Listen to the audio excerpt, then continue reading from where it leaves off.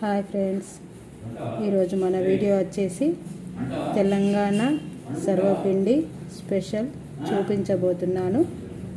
ఎలా చేయాలంటే ఫస్ట్ మనం కొంచెం వరిపిండి తీసుకోవాలి. దీంట్లోకి ఏమేమి వేయాలంటే దీనికి తగ్గట్టు మిరం, మేమైతే సర్వపిండి ఇలా చేసుకుంటాము. దీనికి కొంచెం ఉప్పు, ఇందులోనే కొన్ని ఉల్లిగడ్డలు కోసుకొని పెట్టాను, వేసేసుకోవాలి. దీంట్లో ఎన్ని బాగా వేస్తే బాగుంటుంది, ఇది ఉల్లిగడ్డలతోటే తీయగా కమ్మగా వస్తుంది. నేనైతే చాలా వేసాను, మా పిల్లలకి చాలా ఇష్టం ఇది సర్వపిండి అంటే.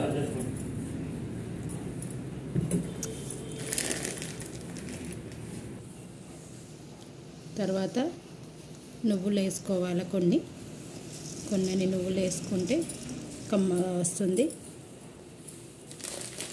ఇప్పుడు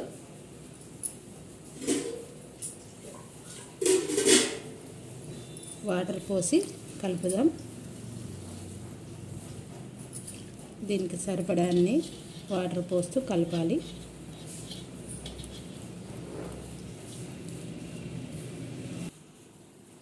సర్వపిండి ముద్ద రెడీ చేసేసాం.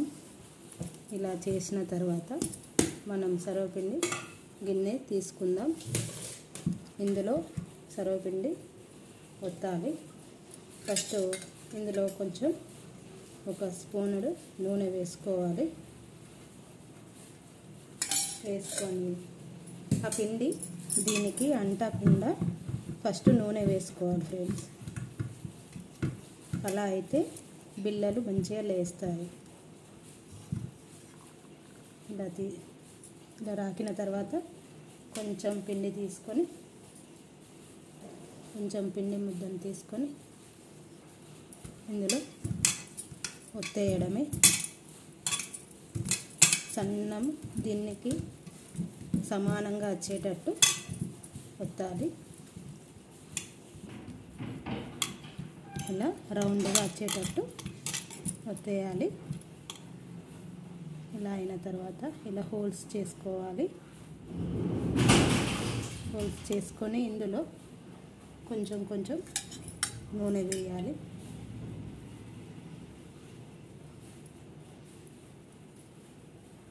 ఇలా వేస్తే ఏంటంటే మంచిగా బిళ్ళలు వేస్తుంది. ఇప్పుడు మనం పొయ్యి మీద పెట్టేద్దాం.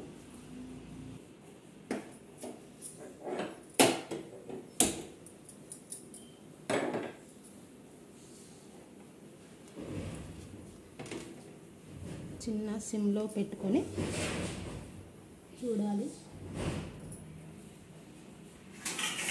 దీని మీద మూత పెట్టేస్తున్నాను. ఇది మధ్య మధ్యలో చూస్తూ ఉండాలి. గరం అయిన తర్వాత చూద్దాం ఫ్రెండ్స్ ఎలా అయిందో.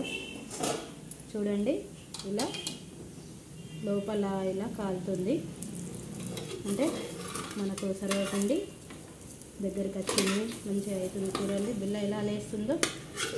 మీకు ఇలా లేస్తుందో ఫ్రెండ్స్? నూనె కొంచెం ఎక్కువ వేస్తే మంచిగా లేస్తుంది.